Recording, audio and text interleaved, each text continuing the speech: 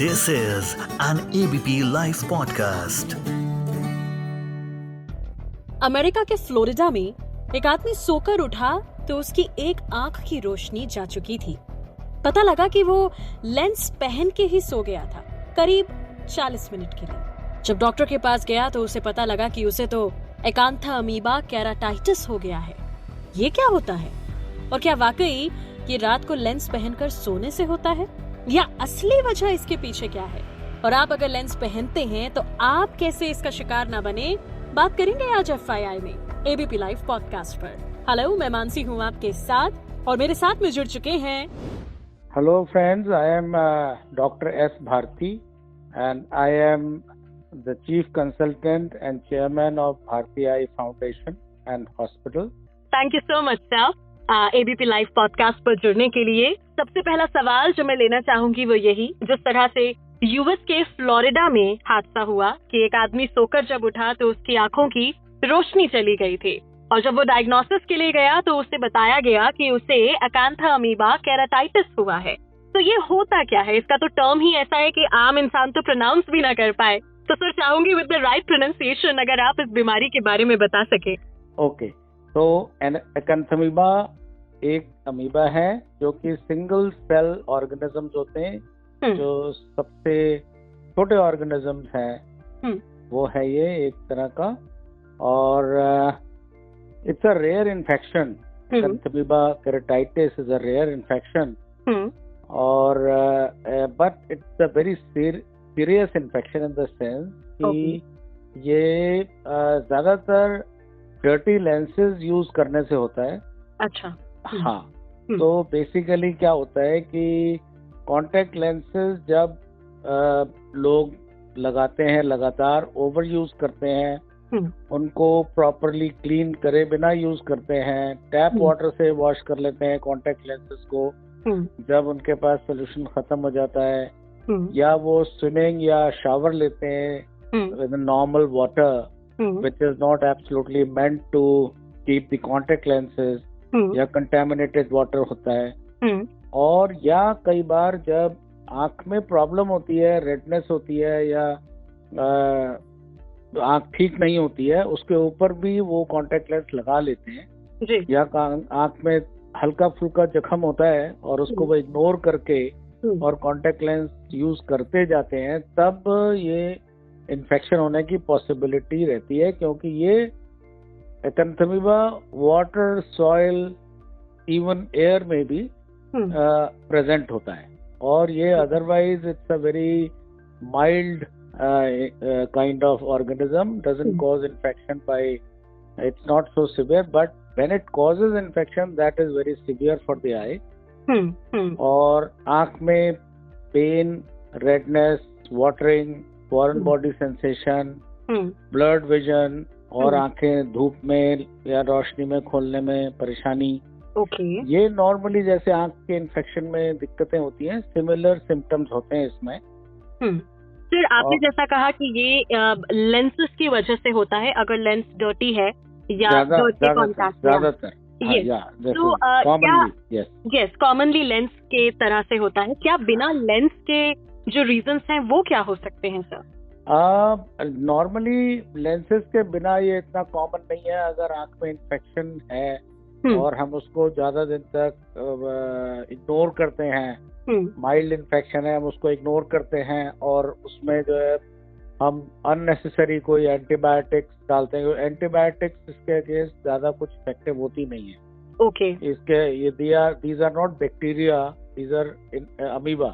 तो ये जो है, ये बैक्टीरिया ना होने की वजह से अगर हम अननेसेसरली कोई एंटीबायोटिक यूज करते हैं तो उन सारे केसेस में एकांथा अमीबा और फंगल इन्फेक्शंस काफी कॉमन होते हैं।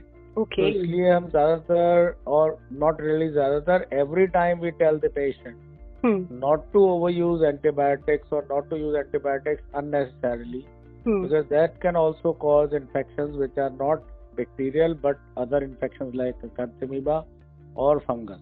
उन लोगों को क्या कहना चाहेंगे जो जरा सा कुछ आंखों में हो तो सबसे पहले बिना डॉक्टर से परमिशन लिए, उनसे प्रिकॉशन लिए आई ड्रॉप्स डालना शुरू कर देते हैं? Correct. That is the biggest issue in India. कि हम जो है वो किसी भी केमिस्ट के पास जाते हैं और जाके उसको बोलते हैं हमारी आंख लाल है, और केमिस्ट या तो एंटीबायोटिक दे देता है या स्टेरॉइड वाली आई ड्रॉप दे देता है जी। और हमें ये एवरी डे देखने को मिलता है इंस्टेंसेस जिसमें कि पेशेंट जो स्टेरॉइड या एंटीबायोटिक डाल रहा है, और इनकी वजह से भी इस तरह के इन्फेक्शन, स्पेशली अकैंथोमीबा और फंगल इन्फेक्शन, ये काफी कॉमन है। ओवर यूज कर लिया या उनका, क्योंकि वो एफिकेशियस नहीं है इन सब के अगेंस्ट, तो वो उसको और बढ़ा देती है। जी जी बिल्कुल। अच्छा, आपने जो लेंसेज की बात करी, तो अगर हम एक राइट अप्रोच देखें in the uses of lenses, तो वो क्या होगी? सबसे पहली चीज तो अगर कुछ पेशेंट को हल्की सी भी प्रॉब्लम होती है, सबसे पहले तो उसे रेगुलर आई डॉक्टर को विजिट करते रहना चाहिए और चेकअप कराते रहना चाहिए।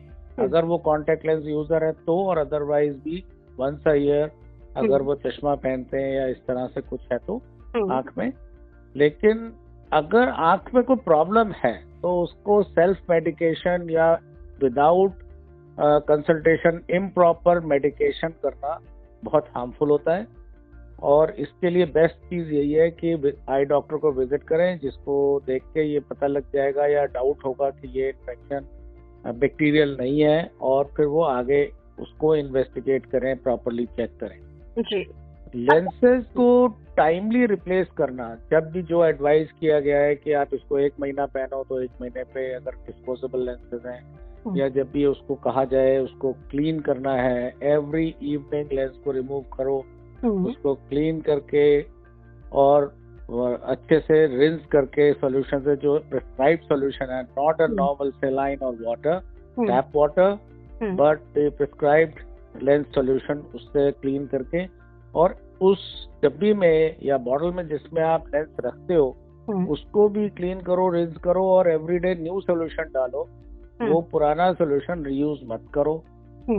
हाथ अच्छे से सोप एंड वाटर से धो के और फिर आप लेंसेज को हैंडल करो, यानी लगाने से पहले भी हाथ को धो और रिमूव करने से पहले भी हाथ को धोना बहुत जरूरी है। एक्सपायर्ड डेट का सॉल्यूशन मत यूज करो, और जो सॉल्यूशन लेंसेज के लिए हम यूज करते हैं उनमें कुछ प्रिजर्वेटिव होते हैं जो स्पेशली इस तरह के इन्फेक्शन, अकैंथोमीबा और फंगल इन्फेक्शन स्पेशली, उनको प्रिवेंट करते हैं जी। और बेसिकली और लेंस को ओवर यूज ना करें, और during bathing, swimming, shower and hot tub specially उस समय कॉन्टेक्ट लेंस को रिमूव करके जाएं, बिकॉज हॉट टब या स्टीम बाथ लेने में भी जो इस तरह के इन्फेक्शन होना है बहुत कॉमन है। यानी कि अगर रात को कोई सो रहा है तो वो लेंसेज उतार कर ही सोए?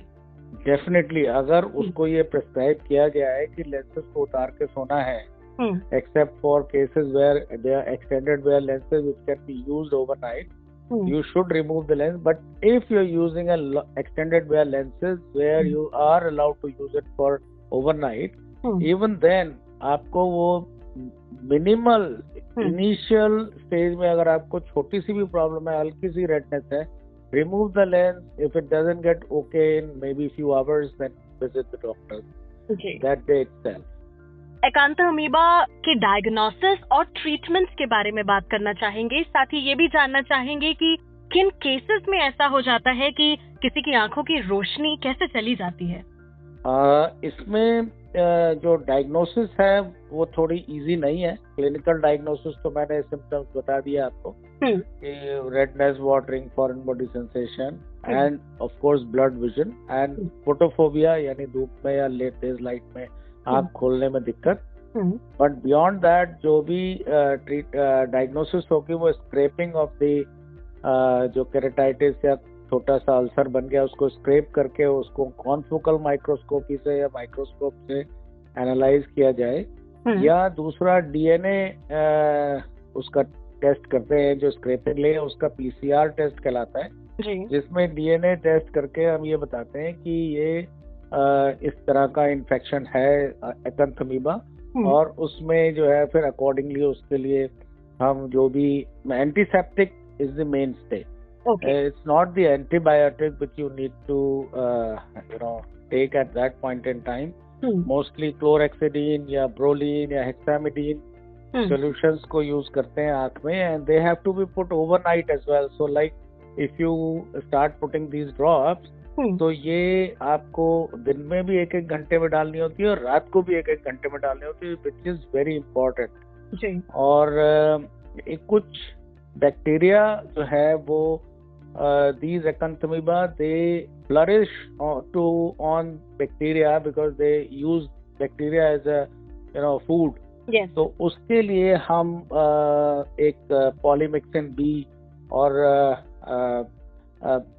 नियोमाइसिन पॉलीमिक्सिन बी कॉम्बिनेशन आता है आई ड्रॉप्स के फॉर्म में, तो वो हम यूज करते हैं साथ में, जिससे कि वो बैक्टीरिया जरूर ना अवेलेबल हो आई के मीडियम में जहां पर कि वो एकांथमीबा उनकी वजह से अच्छे से सरवाइव कर पाए. बट एंटीबायोटिक इसके अलावा कोई और ज्यादा एंटीबायोटिक इसके अगेंस्ट इफेक्टिव नहीं है, और एंटीबायोटिक और स्टेरॉइड्स तो डेफिनेटली बहुत ही जुडिशियसली यूज करने की जरूरत है, और उनको हम ऐसे without consulting a proper I doctor V should not be using these medicine. बिल्कुल सर, लौट कर आना चाहूंगी उसी सवाल पर कि किस तरह से आंखों की रोशनी को ये इफेक्ट करता है. ओके, बिकॉज जैसे ये इन्फेक्शन होता है कोई, तो कॉर्निया में एक तरह की स्वेलिंग हो जाती है और वो हेजी हो जाती है कॉर्निया. और वो कॉर्निया हेजी होने के बाद में उसमें चूंकि वो जख्म होता है तो वो बढ़ते जाता है, और अगर हम उसे ट्रीट ना कर पाए तो वो कॉर्निया पूरी तरह से हेजी और वाइट हो जाती है.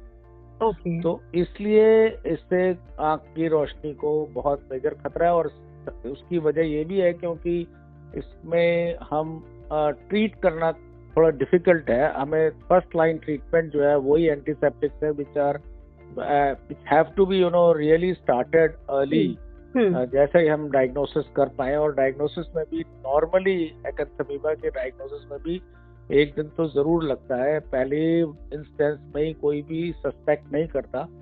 हालांकि जिन कॉन्टेक्ट लेंस यूजर्स में this is the first diagnosis which any doctor will make, but not every. जैसे आप कहीं भी जाएं और किसी जनरल डॉक्टर को वो चीज इनिशियली समझने में 24 आवर्स तो लग ही जाते हैं. तो it's a thing which has to be diagnosed early, quickly and start treatment early. बिल्कुल. लास्टली आपसे जानना चाहूंगी, आपके अभी तक के सर्विस में, आपके अभी तक के एक्सपीरियंस में, क्या आपने कोई ऐसा केस एकांथमीबा केराटाइटिस का आपने विटनेस किया? It's very, very rare. So in about 37 years of my practice, I might have witnessed almost not even 10, less than 10 cases of acanthymeba in my practice. और उसमें भी जो है वो all those cases were all contact lens users, and it's very in the very beginning you have to keep this diagnosis in mind in a patient who is using contact lens user. तो ये definitely एक है, but it's extremely rare. It's not something which you see so often. जी. Thank you so much doctor Bharti, हमारे साथ जुड़ने के लिए एबीपी लाइव पॉडकास्ट पर. इस ऑडियो को प्रोड्यूस किया है ललित ने. मैं मानसी हूँ आपके साथ. सुनते रहिए एबीपी लाइव पॉडकास्ट.